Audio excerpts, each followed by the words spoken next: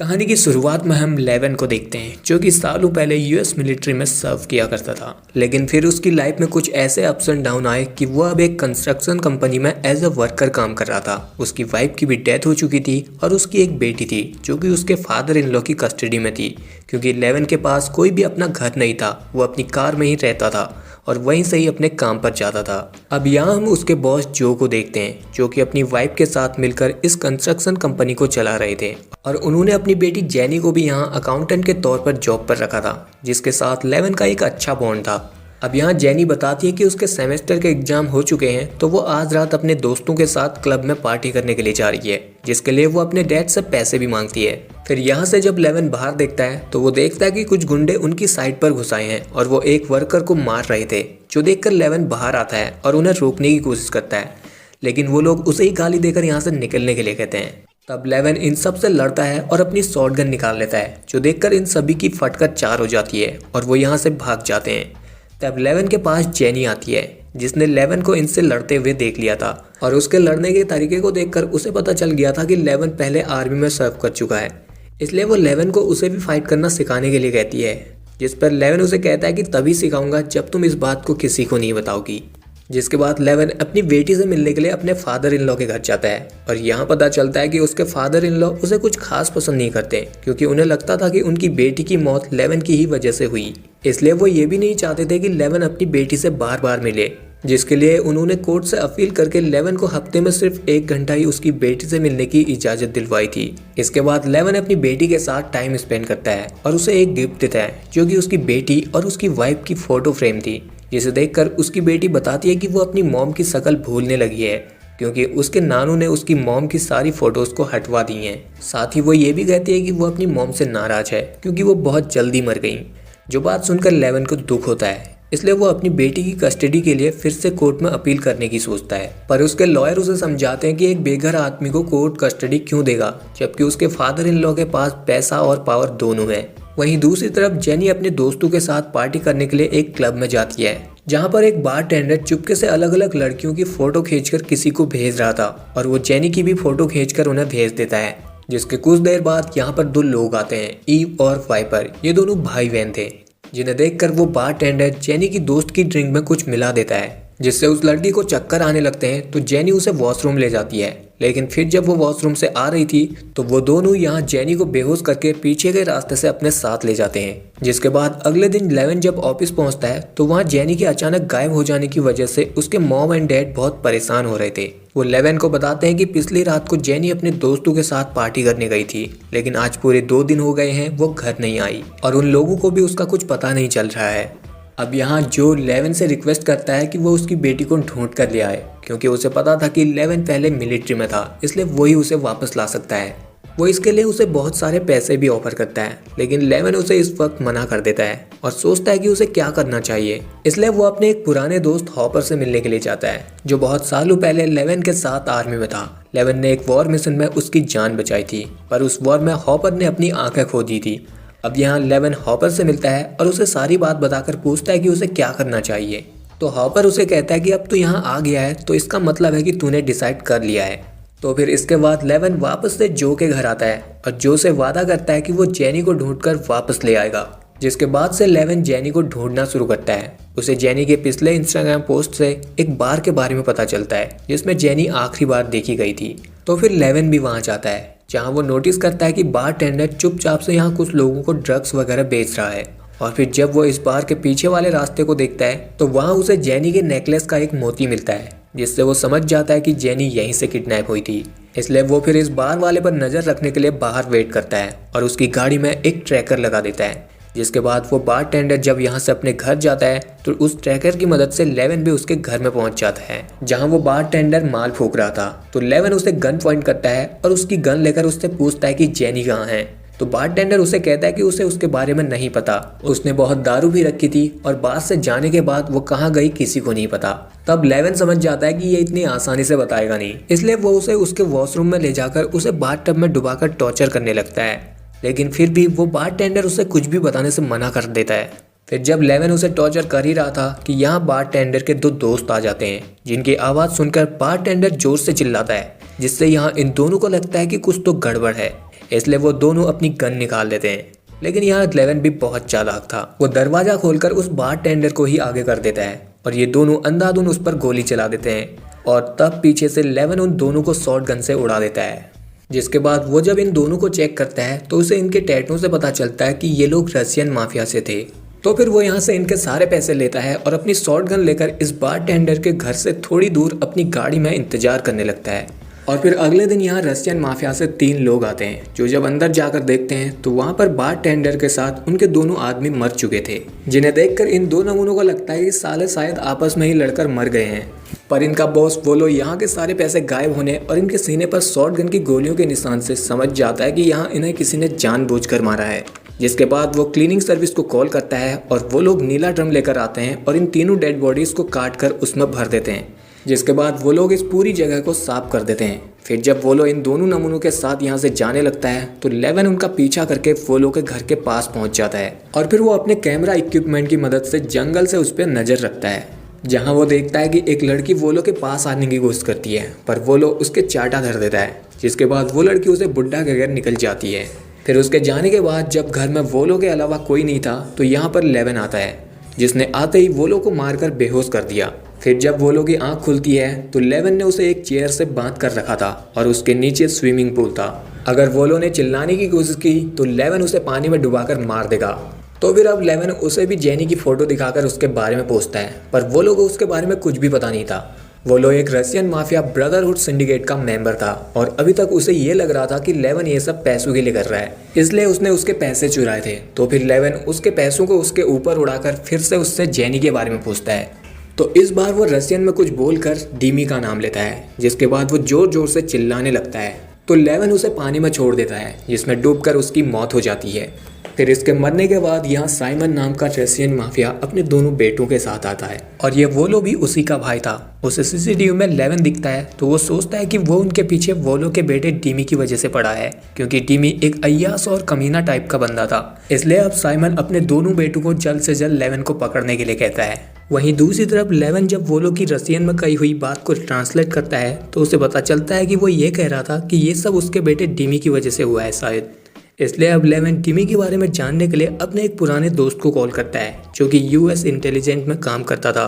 तो वो उसे बताता है कि डीमी एक बहुत बड़ा ड्रग डीलर है और वो ब्रदरहुड का मेंबर है। फिर वो उसे एक क्लब का पता देता है और उसे कहता है कि डीमी की सारी डीलिंग इसी क्लब के जरिए होती है। ये जानने के बाद 11 भी उस क्लब में पहुंच जाता है, जहाँ पर जेनी की किडनैपर ईयूपी थी। वो जब 11 को यहाँ गन के साथ देखती है तो उसे लगता है कि वो पुलिस वाला है, इसलिए वो उसके पास अपने एक आदमी को भेजती है, जिसे 11 जब कुछ पैसे दिखाता है तो वो 11 को अपने साथ एक सीक्रेट रूम में ले जाता है, जहाँ उनका बॉस डच था। वो 11 से पूछता है कि क्या तुम पुलिस वाले हो। 11 मना करता है, पर उन लोगों को उस पर यकीन नहीं था क्योंकि उसके पास गन थी। और फिर यहाँ डच के आदमी 11 को मारना शुरू कर देते हैं, जिन्हें 11 अच्छे से धोता है। और फिर वो जब एक आदमी को जान से मारने वाला था तो डच सभी को रोक देता है। उसे 11 के लड़ने के स्टाइल से पता चल चुका था कि 11 पहले मिलिट्री में होगा, क्योंकि डच खुद भी पहले मिलिट्री में रह चुका था। तो वो अब 11 से सीधे पूछता है कि उसे उनसे क्या चाहिए। तो 11 उसे बताता है कि वो एक ड्रग सप्लायर है और उसे अपने क्लाइंट के लिए ड्रग्स चाहिए, इसलिए वो यहाँ पर आया है। तो डच उसे पैसों के साथ अगले दिन एक होटल में आने के लिए कहता है, जहाँ जब 11 अगले दिन पहुँचता है तो यहाँ पर ईव आई थी, क्योंकि वो भी डच के लिए काम करती थी। वो यहाँ 11 से कुछ पैसे लेती है, जिसके बदले में वो उसे एक फ़ोन देकर कहती है कि उसका माल कहाँ है उसे इस फ़ोन से ही पता चलेगा। जिसके बाद 11 जब इस फ़ोन को लेकर जा रहा था तो रास्ते में उसे डच का कॉल आता है, जो उसे कहता है कि अपनी कार के पीछे देख। तो वहाँ पर उसने अपने माल का एक सैंपल छोड़ा था और फिर वो उसे कहता है कि अगर उसे इस डील को पूरी तरह से लॉक करनी है तो उसे एक बार उनके बॉस से मिलना होगा, जो कि था डीमी, जिससे मिलने के लिए ही तो 11 ये सब कर रहा था। अब इसके बाद उधर हम जेनी को देखते हैं, जिसे कि एक अंडरग्राउंड जगह पर रखा था। तब यहाँ पर वो दोनों भाई बहन ईव और वाइपर आते हैं, जो जेनी को एक बैग में भरकर अपने क्लाइंट के पास ले जाते हैं, जहाँ की डीमी ने उन्हें ले जाने के लिए कहा था। जिसके बाद उनका क्लाइंट उन्हें पैसे देता है और जेनी जिस बैग में थी उसे अपने बेडरूम में ले जाता है। लेकिन जैसे ही वो बैग को ओपन करता है तो जेनी उसके चेहरे पर हमला कर देती है। तो तब वो गुस्से में बाहर आकर इन दोनों पर चिल्लाता है, क्योंकि उन्होंने जेनी को बेहोश नहीं किया था। और अब वो उन्हें जेनी को यहाँ से जल्द ले जाने के लिए कहता है। दूसरी तरफ अगले दिन 11 डीमी से मिलने के लिए जाता है, जहाँ पर डीमी उससे उसका लाइसेंस मांगता है। तो इसके लिए 11 ने भी अपना एक फेक लाइसेंस बना के रखा था, जिसे वो इन्हें दे देता है। जिसे देखकर इधर डीमी को भी यकीन हो गया था कि 11 उनका जेन्युइन क्लाइंट है, इसलिए वो लेवन से हाथ मिलाता है और उसे उसके पैसों के बदले उसका माल दे देता है, जिसे लेकर लेवन यहाँ से चला जाता है। पर वो इस पूरे माल को टॉयलेट में फ्लश कर देता है, क्योंकि वो तो यहाँ डिमी के बारे में जानने के लिए आया था। फिर घर आकर जब वो उस बार टेंडर के फ़ोन को खोल कर देखता है तो उसमें वाइपर की फ़ोटोज़ मिलती हैं, जो कि जेनी की फ़ोटोज़ खींच रहा था। तो वो अब वाइपर का पता लगाने के लिए उसी बार में पहुंचता है और छुप कर नज़र रखने लगता है, लेकिन उसे सीसीटीवी में ईव देख लेती है। उसे पता चल चुका था कि वो लोग को उसी ने मारा है, तो वो यहाँ उसके पीछे साइमन के दोनों बेटों को लगा देती है, जिन्हें देखकर लेवन यहाँ से एक बाइक में भागने लगता है, जिसका पीछा वो दोनों पागल भाई भी गोली चलाते हुए कर रहे थे। जिनसे बचते हुए लेवन सामने एक पुलिस की गाड़ी से टकरा जाता है। तब उसे लगता है कि वो अब पुलिस की मदद से बच जाएगा, लेकिन ये पुलिस वाली भी इन लोगों से मिली हुई थी। वो इनसे पैसे लेकर लेवन को पकड़वा देती है, जिसके बाद ये दोनों भाई लेवन को एक वैन में डालते हैं और उसे बांध कर पूछते हैं कि उसने वो लोगों को क्यों मारा है और टिमी के साथ उसका क्या लफड़ा है। पर लेवन इन दोनों से ही लड़ने लग जाता है और इनकी लड़ाई में ड्राइवर को हेडशॉट पड़ जाती है, जिस वजह से ये वैन एक्सीडेंट होकर एक खाई के किनारे रुकती है। लेकिन वैन के अंदर अभी भी लेवन इन दोनों भाइयों से लड़ रहा था। तब लड़ते वक्त उसके हाथ एक हथौड़ा लगता है, जिससे वो पहले तो एक भाई को निपटाता है और फिर दूसरे भाई को गन से उड़ा देता है। जिसके बाद वो वैन से बाहर निकलकर इस वैन को भी खाई में गिरा देता है। फिर इसके अगले दिन साइमन को जब अपने दोनों बेटों की लाश मिलती है तो उसे बहुत गुस्सा आता है, क्योंकि ये दोनों ही उसके वारिस थे, पर अब उसका कोई नहीं था। इसलिए वो ब्रदरहुड के माफियाज की मीटिंग करवाता है और उन्हें लेवन के बारे में बताता है कि उसने उसके भाई और उसके दोनों बेटों को मार दिया है और ये सब कहीं ना कहीं डिमी की वजह से हुआ है और अब डिमी भी उसे नहीं मिल रहा है। तो अब यहाँ ब्रदरहुड उसकी बात सुनने के बाद उसे उसके ही बेटों के जैसे 2 और नमूने दे देता है और उसे कहते हैं कि ये लोग डिमी को ढूंढने में उसकी मदद करेंगे। वहीं दूसरी तरफ डिमी के पास ईव और वाइपर आते हैं, जिन्हें डिमी धमकाता है, क्योंकि उन दोनों ने जेनी को बेहोश करके उसके क्लाइंट के पास नहीं भेजा था, जिस वजह से उसका $2 लाख का नुकसान हो गया था। इसलिए वो अब उन्हें जल्द से जल्द जेनी को ठिकाने लगाने के लिए कहता है। फिर उन दोनों के जाने के बाद वो यहाँ पर बैठा ही था कि उसे ढूंढते हुए साइमन के साथ वो दोनों नमूने आ जाते हैं, जो कि आते ही इस क्लब में अंधाधुंध फायरिंग शुरू कर देते हैं। जिसके बाद साइमन डिमी से मिलता है और उसे बताता है कि उसका बाप वोलो मर चुका है और उसके दोनों बेटों को भी इस आदमी ने मार दिया है। इसलिए वो अब लेवन की सीसीटीवी फोटो दिखाकर उससे पूछता है कि तेरा इसके साथ क्या पंगा है। अब यहाँ लेवन की फोटो देखकर डिमी पूरी तरह से हैरान हो जाता है। इसलिए वो अब साइमन को सब कुछ बताता है कि उसने उसके साथ एक डील की थी, जिसके बाद वो उसे लेवन का फेक लाइसेंस देता है, जिसे कि साइमन अपने साथ ले जाता है। पर जाते वक्त वो डिमी से कहता है कि अगली बारी अब तेरी है। फिर इसके बाद ये दोनों नमूने लेवन की फोटो को स्कैन करके पता कर लेते हैं कि वो कौन है और उसके परिवार में कौन कौन है। तो वो सबसे पहले लेवन के फादर इन लॉ के घर जाते हैं, जहां जाकर वो उसके फादर इन लॉ को बांधकर इस पूरे घर में आग लगा देते हैं। उधर लेवन की बेटी की भी स्कूल की छुट्टी हो चुकी थी, पर उसे लेने के लिए उसके नाना जी नहीं पहुंचे थे, तो स्कूल वाले लेवन को कॉल करते हैं। जिसके बाद लेवन अपनी बेटी को लेने के लिए स्कूल पहुंचता है, जहाँ से जब वो अपनी बेटी को लेकर जा रहा था तो वो अपनी बेटी से उसके नाना जी के बारे में पूछता है। तो उसकी बेटी उसे बताती है कि उसने उन्हें बहुत कॉल किए पर उन्होंने उठाया नहीं, लेकिन उनका लोकेशन अभी भी घर पर ही है। तो फिर लेवन यहाँ से जल्दी से अपने फादर इन लॉ के घर पहुँचता है, जहाँ की पूरे घर में आग लग चुकी थी और उसके फादर इन लॉ घर के अंदर बेहोश पड़े हुए थे, जिन्हें कि लेवन बचाकर बाहर ले आता है। पर बाहर आकर उसके फादर इन लॉ उसे ही सुनाने लगते हैं, क्योंकि वो अब इस हमले से समझ चुके थे कि लेवन की ही वजह से ये सब हुआ है। तो वो लेवन से कहते हैं कि आगे का काम अब पुलिस पर छोड़ दो, लेकिन लेवन कहता है कि पुलिस वाले उन्हें नहीं रोक सकते। जिसके बाद वो उन्हें हॉस्पिटल में एडमिट होने के लिए कहता है, ताकि वो सेफ रहें, और अपनी बेटी को अपने दोस्त हॉपर के वहाँ ले जाता है, जहाँ पर अब लेवन हॉपर को बताता है कि जेनी की किडनैपिंग के पीछे डिमी का हाथ है। तो उसे डिमी से ही उगलवाना पड़ेगा कि जेनी कहाँ है। तो फिर हॉपर उसकी मदद के लिए उसे अपने हथियारों के गैराज में ले जाता है, जहाँ से लेवन एक M14 लेता है और कुछ हथियारों को लेता है और अपनी बेटी को यहीं छोड़कर डिमी को पकड़ने के लिए निकल जाता है। उसकी बेटी उसके लिए डर रही थी, तो लेवन उसे अपना एक मिलिट्री बैज देता है और उसे कहता है कि वो इसके लिए उसके पास जरूर आएगा। वहीं दूसरी तरफ वाइपर और ईव जेनी को मारने के लिए जब अपने दूसरे अड्डे पर ले जा रहे थे, तो रास्ते में जेनी उन पर हमला कर देती है, जिससे इनकी गाड़ी एक्सीडेंट होकर जंगल में रुकती है, जिसका फायदा उठाकर जेनी यहाँ से भाग जाती है। ये दोनों उसका पीछा करते हैं, लेकिन जेनी इनसे काफी दूर निकल जाती है। पर तभी उसे सामने से पुलिस की गाड़ी आती हुई दिखती है, जिसे रोककर वो उन्हें कहती है कि वो किडनैप हो गई थी, बड़ी मुश्किल से वो अपनी जान बचाकर आई है। पर ये पुलिस वाली तो खुद उन लोगों से मिली हुई थी, तो ये जेनी को उसे घर ले जा रही हूँ कहकर उसे अपने साथ ले जाती है और डिमी के अड्डे पर ले आती है, जहाँ की ईव और वाइपर उसे फिर से पकड़ लेते हैं। फिर वो जब जेनी को जान से मारने ही वाले थे कि तभी इन्हें उसी क्लाइंट का कॉल आता है, जिसके मुंह पर जेनी ने चाकू मारा था, और इस बार वो उन्हें कहता है कि उसे वो लड़की चाहिए, वो भी ऐसी ही हालत में। तो वो दोनों उसकी बात मान जाते हैं और वहाँ डिमी भी अब यहाँ से भागने की फिराक में था, इसलिए वो अपना सारा सोना और पैसा इकट्ठा कर रहा था। लेकिन तभी यहाँ 11 पहुँच जाता है, जो एक एक करके उसके सारे आदमियों को मारना शुरू करता है, जो देखकर यहाँ डिमी अपनी ही गर्लफ्रेंड को हॉस्टेज बना देता है और उसे कहता है कि अगर वो आगे बढ़ा तो वो इस लड़की को मार देगा। लेकिन उसके कुछ करने से पहले 11 उसकी हाथ पर गोली मार देता है और फिर वो उस लड़की को डिमी का सारा पैसा देकर यहाँ से जाने के लिए कहता है। इसके बाद यहाँ वो डिमी को जेनी की फ़ोटो दिखाकर उससे पूछता है कि जेनी कहाँ है, जिसके बारे में पहले तो वो उसे कुछ भी नहीं बता रहा था, क्योंकि उसने अगर जेनी का पता बताया तो 11 उसे मार देगा।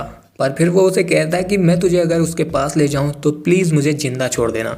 जिसके बाद वो 11 को उस जगह ले जाने लगता है जहाँ पर जेनी थी। अब यहाँ पहुँचने पर 11 उससे पूछता है कि उसने जेनी को ही क्यों चुना। तो तब डिमी उसे बताता है कि उसका ये बिजनेस है। वाइपर और वो बारटेंडर उसी के लिए काम करते थे, जो कि लड़कियों की फ़ोटो खींचते थे और जो भी लड़की किसी क्लाइंट को पसंद आती थी वो लोग उसे किडनैप कर लेते थे। जो सुनने के बाद 11 डिमी को यहीं पर मार देता है। उसके बाद वो अपनी मिलिट्री जैकेट पहनता है और यहाँ के एक एक करके चारों तरफ के गार्ड्स को मारना शुरू करता है। और वहाँ अंदर डिमी के सारे अमीर क्लाइंट्स की पार्टी चल रही थी और इसी के सेकंड फ्लोर पर ईव ने जेनी को बांध कर रखा था।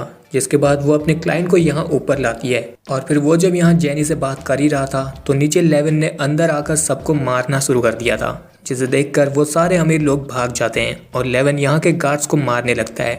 वहीं दूसरी तरफ साइमन ने 11 के बारे में डच को सब कुछ बता दिया था, तो वो भी 11 को मारने के लिए अपनी पूरी गैंग के साथ यहाँ पर आ जाता है, जिन्हें 11 एक एक करके मार देता है। जिसके बाद उससे लड़ने के लिए डच आता है, जिसके साथ 11 लड़कर उसकी छाती में उसी का चाकू घुसा देता है। तब डच उसे कहता है कि वो उसे जान से मार दे, तो फिर 11 उसकी इच्छा पूरी कर देता है और वो उस चाकू को उसी के हाथ से उसके गले में घुसा देता है। जिसके बाद जब वो सेकंड फ्लोर में पहुंचता है तो उसे सबसे पहले वो क्लाइंट मिलता है, जिसे 11 गोली मारकर उड़ा देता है। ये देखकर वाइपर उस पर अपनी सारी गोलियां अंधाधुंध चला देता है और फिर जब उसकी सारी गोलियां खत्म हो जाती हैं तो तब 11 उसके सामने आता है और फिर 11 वाइपर को बहुत बुरी तरह मारता है। और यहाँ जेनी ने भी अब ईव की गर्दन को अपने पाँव से पकड़ लिया था और वो उसे अपने पाँव से ही दबाकर मार देती है। जिसके बाद 11 एक हथौड़े से उसके हाथ को खोलता है और उसे लेकर यहाँ से जाने लगता है, लेकिन बाहर साइमन भी अपने दोनों जल्लादों के साथ आ गया था। तब यहाँ पर वो पुलिस वाले भी आते हैं, तो ये दोनों जल्लाद पुलिस की गाड़ी पर ही गोलियां चलाकर उसे ब्लास्ट कर देते हैं। और फिर 11 जब जेनी को लेकर नीचे आ रहा था तो वो 11 को देखकर उस पर अंधाधुंध गोलियां बरसाने लगते हैं, जो देखकर 11 अपनी गन को आगे कर उसमें लगे कैमरे से निशाना लगाकर उनमें से एक चूतिए को गोली से उड़ा देता है। और दूसरा सांड जब तक अपनी गन रिलोड करता तब तक उसके सामने 11 ग्रेनेड फेंक देता है, जिसमें वो ब्लास्ट हो जाता है। जिसके बाद 11 जेनी को अपने साथ यहाँ से ले जाता है और साइमन इन्हें देखता रह गया। जिसके बाद वो ब्रदरहुड में अपने बॉस को कॉल करता है और उन्हें बताता है कि 11 लड़की को लेकर यहाँ से चला गया। तो उसका बॉस उसे कहता है कि उसे जो चाहिए था वो ले गया, बाकी अब तुम भी भूल जाओ। अगर बदला लेने की सोची तो हम तुम्हें मार देंगे, क्योंकि उनका ये ब्रदरहुड उसके बदले से बहुत ज़्यादा ज़रूरी है। जो बात सुनकर साइमन गुस्से में चिल्लाने लगता है और वहाँ अब 11 जेनी को लेकर उसके घर पहुँचता है। तो उसके मॉम डैड जेनी को जिंदा देखकर बहुत खुश होते हैं और 11 का शुक्रिया करते हैं। जिसके बाद 11 अपनी बेटी से मिलने के लिए अपने दोस्त के घर जाता है, जहां उसकी बेटी भी उसे देखकर बहुत खुश होती है। और यहीं पर ये कहानी एंड हो जाती है। सो गाइस, आई होप कि आपको ये वीडियो पसंद आया होगा। आया तो इस वीडियो को लाइक शेयर के साथ चैनल को कर लीजिए सब्सक्राइब।